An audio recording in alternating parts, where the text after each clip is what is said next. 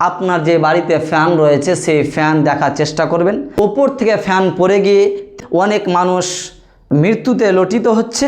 আপনি ঘুমিয়ে আছেন, সে ফ্যান হঠাৎ করে আপনার মাথায় যদি পড়ে যায় তাহলে আপনার বাঁচা অসম্ভব। এবং এই ঘটনাটি ঘটছে, অনেক মানুষের ঘটেছে, সেই জন্য এই ভিডিওটি করতে আমি বাধ্য হচ্ছি। আপনার বাড়িতে যে ফ্যান রয়েছে সেই ফ্যান দেখার চেষ্টা করবেন যে ফ্যান কী অবস্থায় রয়েছে, এবং দেখবেন ফ্যানের সেই একটা কালো বলে একটি যে লোহার সাথে যেটা জড়িত রয়েছে সেটা যদি শেষ হয়ে যায় তাহলে পাংখা তথা ফ্যান খুব তাড়াতাড়ি আপনার উপরে পড়ে যেতে পারে, ওপর থেকে নিচে পড়ে যেতে পারে। তাই সতর্ক থাকবেন, আজকেই আপনার ফ্যান দেখার চেষ্টা করুন কী অবস্থায় রয়েছে। না হলে আপনি রাত্রে ঘুমিয়ে আছেন, হতে পারে সেই ফ্যান আপনার নিচে আপনার উপরে যে পড়ে যায় তাহলে আপনি নিহত হতে পারেন। তাই সতর্ক থাকা আমাদের উচিত বলে আমি মনে করলাম।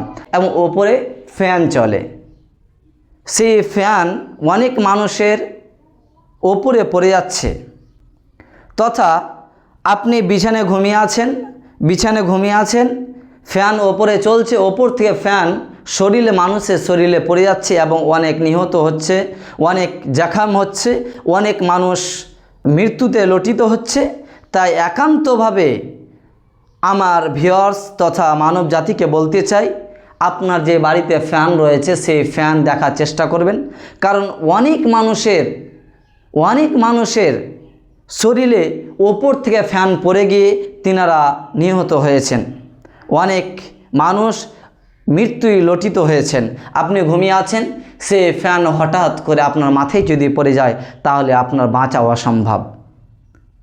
এবং এই ঘটনাটি ঘটছে, অনেক মানুষের ঘটেছে, সেই জন্য এই ভিডিওটি করতে আমি বাধ্য হচ্ছি।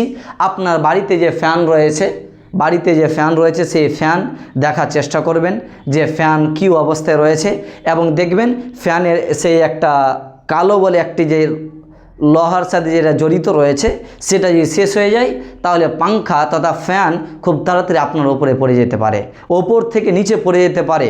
তাই সতর্ক থাকবেন, আজকেই আপনার ফ্যান দেখার চেষ্টা করুন কী অবস্থায় রয়েছে।